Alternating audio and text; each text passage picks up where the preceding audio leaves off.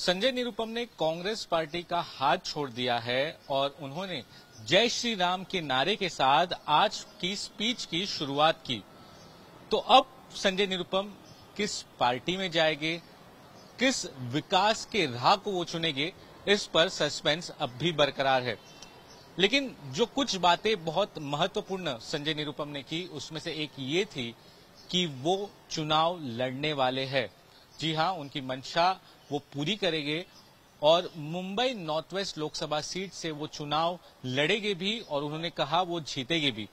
इस पर उनसे ये सवाल किया गया कि क्या वो इंडिपेंडेंट लड़ाई लड़ेंगे, तो उन्होंने कहा नहीं, वो किसी पार्टी के थ्रू ही Mumbai north west Lok Sabha seat से चुनाव लड़ेंगे। अब ये काफी इंटरेस्टिंग हो जाता है।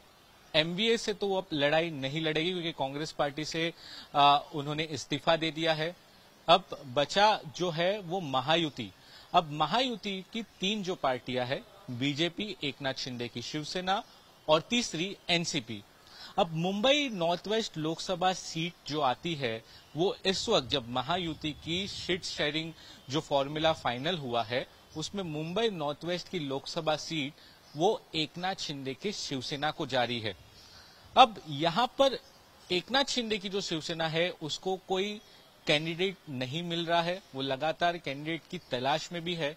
तो यहीं पर अब ये अटकलें लगाई जा रही है कि कहीं ना कहीं संजय निरुपम एकनाथ शिंदे की शिवसेना को ज्वाइन कर सकते हैं और एकनाथ शिंदे की शिवसेना से ही वो नॉर्थ वेस्ट लोकसभा सीट जो है वहां से वो चुनाव लड़ सकते हैं।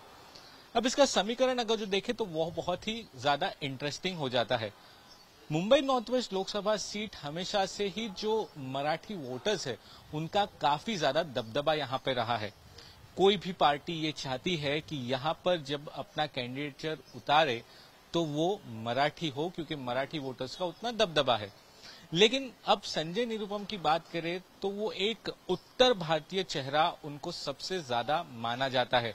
काफी एग्रेसिव भी है, काफी आपको जमीनी नेता वो दिखेंगे क्योंकि हमेशा से चाहे वो आंदोलन करना हो, सड़क पर प्रोटेस्ट करना हो, तो संजय निरुपम हमेशा आगे दिखते हैं।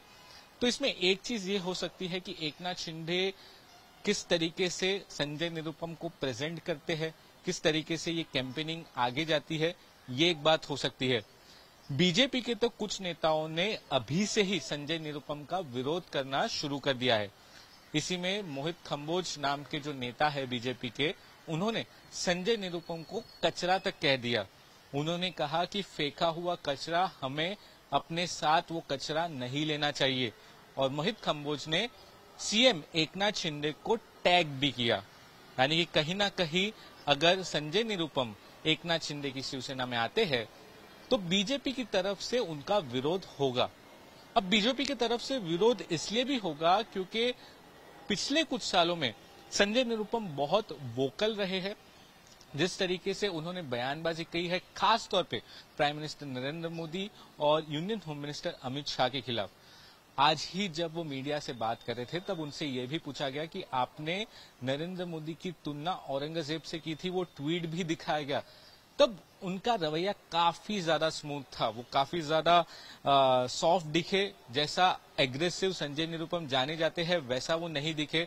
उन्होंने उस बात को बहुत ही सॉफ्टली साइडलाइन कर दिया कि जिस पार्टी में था, जिस पार्टी की विचारधारा होती है तो उस तरीके से मुझे चलना होता है। अब वो पिछले पुराने ट्वीट्स, पिछले मेरे स्टेटमेंट को अभी आपको बाहर नहीं लाना चाहिए। उन्होंने बार बार यही कहा कि पिछले मेरे ट्वीट्स और स्टेटमेंट को नहीं लाया जाए। इनफैक्ट मोहित खम्बोज पर भी वो कुछ नहीं बोले, जबकि मोहित खम्बोज ने संजय निरुपम को कचरा तक कह दिया। और बहुत सारी बातें आज संजय निरुपम ने रखी। लेकिन मुंबई नॉर्थ वेस्ट की जो लोकसभा सीट है उसमें जो चुनाव है काफी ज्यादा इंटरेस्टिंग दिखने वाले हैं। उद्धव ठाकरे की सेना से पहले ही अमोल कीर्तिकर का नाम सामने आया है, जिसे संजय निरुपम खिचड़ी चोर भी कहते हैं। और ये जो सारा घटनाक्रम है वो उन्हीं के नाम को डिक्लेयर करने से होता है।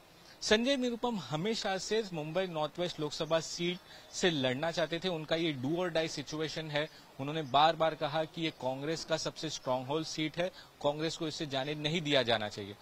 तभी जब ये डिस्कशन चल ही रहा होता है, उद्धव ठाकरे अमोल कीर्तिकर का नाम सामने लाते हैं, जिसके बाद संजय निरुपम लगातार पार्टी के अगेंस्ट में, उद्धव ठाकरे के अगेंस्ट में सारी बातें कहते हैं। तो आज संजय निरुपम ने अपनी बातें रखी, पार्टी से इस्तीफा दिया। कांग्रेस पार्टी के बारे में भी उन्होंने कहा कि किस तरीके से 5 पावर सेंटर्स है जो कांग्रेस पार्टी को चलाते हैं। कांग्रेस पार्टी के पास कोई आइडियोलॉजी नहीं है, सेक्युलर पार्टी कहने को लिए, लेकिन जो पर्टिकुलर समुदाय है उनके अगेंस्ट में वो बोलते हैं। साथ ही उन्होंने कहा कि किस तरीके से कांग्रेस पार्टी पूरी तरीके से कोलैप्स हो चुकी है, ये सारी बातें रखी और अब उन्होंने इस्तीफा दे दिया है। बार बार दिखा कि वो प्राइम मिनिस्टर नरेंद्र मोदी की प्रशंसा कर रहे थे। एक बहुत ही इंपॉर्टेंट और इंटरेस्टिंग लाइन मैं उनके पूरे भाषण से निकालूं तो उन्होंने एक लाइन बहुत ही इंटरेस्टिंग कही कि जिस तरीके से देश में सोने के भाव बढ़ रहे हैं, लड़की की उम्र बढ़ती है, वैसे ही प्राइम मिनिस्टर नरेंद्र मोदी की जो पॉपुलैरिटी है वो लगातार बढ़ती जा रही है। और बार बार जय श्री राम बोले थे, जब वो आ रहे थे जा रहे थे तब उनके कार्यकर्ता भी जो थे लगातार जय श्री राम के नारे लगा रहे थे। तो साफ तौर पे एक चीज समझी जा सकती है कि संजय निरुपम महायुति में जाएंगे, एनडीए में जरूर जाएंगे, एक तरीके से घर वापसी जरूर होगी, लेकिन क्या वो बीजेपी में शामिल होंगे या एकनाथ शिंदे की शिवसेना में शामिल होंगे, इस पर सस्पेंस अभी भी बरकरार है। कैमरा पर्सन मंदार चौहान के साथ सौरभ वक्तानिया, मुंबई, आज तक।